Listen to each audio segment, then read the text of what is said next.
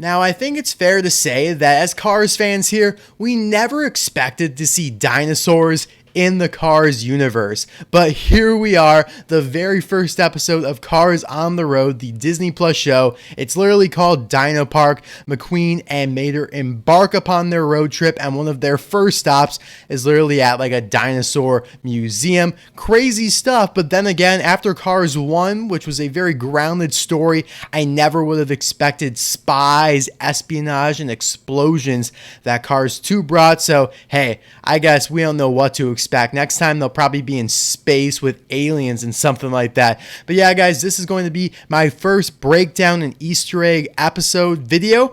Each episode I will do a video like this where I go through it frame by frame for the most part, not really narratively speaking. I'm not going to go through the story because that's pretty direct and self-explanatory, but I'm going to go through the stuff that you might have missed, the Easter eggs, the hidden details, and there are quite a few of them here, which I'm pretty excited to get into. There is one that I am actually super pumped about to share with you. I don't think anyone's talked about it yet, so we're going to just dive right on in here. I have 19 notes I want to talk about. Hopefully this doesn't take forever. I want to make these pretty concise for you guys, so I'm going to stop rambling and get into it right now.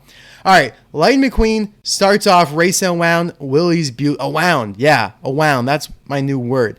A parallel to the previous movies in which he trains here, hinting that he might still be racing in the Piston Cup. They hint at this again later with Cruz Ramirez, so when we get to that episode, we'll talk about it more, but they're very, very vague about it during the show, and I think this is because they want to make that decision later on, like when they revisit Cars in a more serious way instead of just like a road trip that's kind of inconsequential to the storyline abroad here. So they're probably just saving that for, something down the road. Now, Radiator Springs is back to being a ghost town as it was at the beginning of Cars 1, so that's disappointing. There's no snow as there was in Cars 3, so there's truly no excuse as to why it should be empty. Number 3. Now we see all of the usual Radiator Springs townies here except, all of them talk except for Red, Sarge, Sheriff, and Lizzie. And this makes sense because Katherine Hellman sadly passed away. Paul Dooley, the voice of Sarge, is 94, also understandable. Red, you know him, he just cries and stuff, so that also checks out. But this is the second project in a row that Sheriff was also silent. I'm disappointed about that, especially because ahead of Cars 3, he actually did an interview talking about Cars 3, and yet when that movie came out, he didn't even speak in it, and he didn't even speak here. So I'm disappointed about that. He's not even credited for like the laugh or whatever that he gargles, so they just clearly didn't bring that actor back. And so the way they're using the Radiator Springs townies has been a letdown for me over the last couple projects, Cars 3 and Cars on the Road, namely. It's just because they're so gimmicky. It's like they'll toss you a couple lines, they'll give the townies a few lines that coincide and adhere to the personality that we've always expected them to have. Luigi has to make some Italian joke, about pasta. Fillmore, every line has to end in man. Yeah, man. Mater's a complicated man. Like, boggles the mind, man. The Caverns of Mystery, man. Like, come on. Like, you gotta stop with that trope. Try and develop these characters. Give us something new for them, right? Flo, I thought, was okay. She mentions jazz in New Orleans, which was the home place of jazz. I like that. Ramon's very limited, but he's got a nice new paint job. So there's that. And Sally, we do get a little bit of her, which we did in Cars 3, so I'm okay with that. But the rest of the townies, though, they just have become so superficial. Now, Lightning McQueen is in his main Cars 3 paint job, not the fabulous one, so that means that one at the end of Cars 3 was just a special tribute type thing. Speaking of paint jobs, though, Mac, who makes his 2-second appearance, his trailer matches McQueen's Rust-eze paint job from the beginning of Cars 3, while he himself, the semi-cab, matches McQueen's current paint job. So that's a little inconsistency on Pixar's part. He should be all in the Cars 3 paint job. And then he completely disappears in this shot here, even though he should still be sitting in the street right there. That was not enough time to hitch up and drive away. Plus, we probably would have heard the, monstrous truck drive away. I do love the close-up of this shot inside the V8 Taste-In where we see a pump for the iconic Texas T, which of course was one of Chick Hick's sponsors that we never saw a Piston Cup racer for.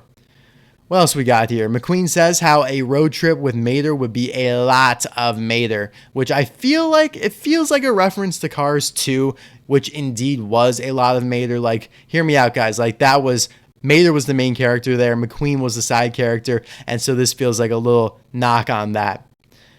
Now we see the intro here, which has some neat Easter eggs for sure. You can see a lot of towns on this map, such as Solenoid, Towtown, Rearview, and New Flat Tire. There's a ton more that I didn't mention. And then it turns into like a pamphlet map, which was produced by the Better Suspension Bureau, BSB, and it also advertises the destination of this episode, Carteceous Gardens, with the slogan, Travel Back in Time. Now, I haven't slowed it down in the future episode, so I'm not sure if when we get to the next episode the pamphlet will advertise that hotel that they stay at, but I would assume it would. I think that would make sense. I'm looking forward to seeing, when I get to that episode and break it down, what it says. Now, the shot of them in the tire maze doesn't leave anywhere for Mater to exit or enter, for that matter, just something weird. All right, so now we're at the Dino Park, and over half the visitors are the same smart car model that we see later in Mateo. It was introduced in Cars 2. Now, they make it seem like these are all kids, right? Because when the tour guide's giving her speech and all that, and, they say, like, kids or whatever, like, they all giggle. They are all supposed to be kids, but that begs the question, so does this car like mature into something else, or are they just like the same family? Like, why are they all the same model? Because Mateo is obviously fully grown and he is still this model, so that's weird. All right, now let's go through all the different dinosaurs we're introduced to throughout the episode. Probably the most fun part here, just because they're such wild, weird names, very clunky names, which I feel like is a reference to the dinosaurs literally being clunky. Like, the way they're depicted is very like stop motion-esque. But first off, we have the Quadrotorchosaur, which is the yellow one with the rhino horn. We see this one a lot. He's outside, he's inside, and he's in the Daydream. The West Philanthropus, which is like the VW bus looking kind of guy, he's pretty cool. Now, this is the one that I discovered that no one's talked about yet. I actually sniped this name off of the sign. It's the Pit Stoposaurus, which is just an amazing name. And he's like the guy with the saber-tooth forklifts. We have the compact theropod Mimi fossil inside there. Then the Tyrannosaurus Rex, obviously the big blue guy, which is like their iconic dinosaur. He's the one outside there. Mattel is making the most merchandise off this guy, even though they're also doing merchandise for a bunch of these other ones here. And there's another dinosaur here, I'm not sure, we don't know the name of this one yet, but it's this turquoise one with the spike ball. We don't have a name for that one though. But two more dinosaurs. You have the Spinocranchshaftorex, which is the largest of them all. Reminds me of like Jurassic World when you have the T-Rex, but then like the bigger T-Rex comes in.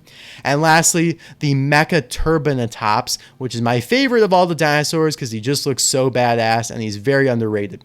Now, McQueen learned all this information on dinosaurs by watching a documentary on them while traveling in Mack between races. And as soon as we enter the visitor center, we see on the left side a graphic detailing the progression of the species from aquatic to land dwellers. Obviously, a big look at the dinosaur fossil, which is rusting away there in the center as well. I think that would be a Tyrannosaurus Rex. The tour guide mentions the Carboniferous period, which actually is not carified. That's a real thing. I wasn't sure. I probably should have known this, but because carbon, like that's something that cars emit, like carbon emissions, it would have made sense for that to be like the carified version of it, but it's not. Carbon's actually, obviously it's a real thing, and, with carbon dating and all that stuff, that is why it's, actually called that. But I wanted to point that out. 2 more points. Mater daydreams into the video on the screen. I love that his towing cables, which are literally vines, hold up so well against the dinos. Just goes to show that Mater really believes in his strength because it is him dreaming. And then last but not least, McQueen literally says, "Let's get back on the road," which is one of the only times that the title of the show is mentioned in the series. So there you have it. Those are all the bits and pieces that I took from the episode that you might have missed, that you might think are pretty cool. I think they're all pretty cool. Lots of good stuff in there. Some stuff that let me down, like Mac's trailer, of course.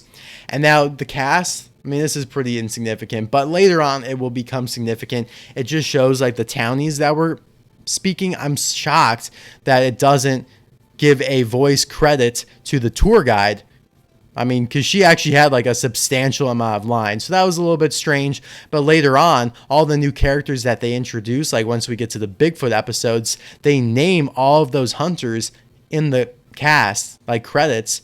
And so, you know, that's actually pretty cool. And then the same thing with some of the clowns and whatnot and the road rumblers. We'll get to all that in the next few weeks here. I don't know how fast I'll be able to produce these videos.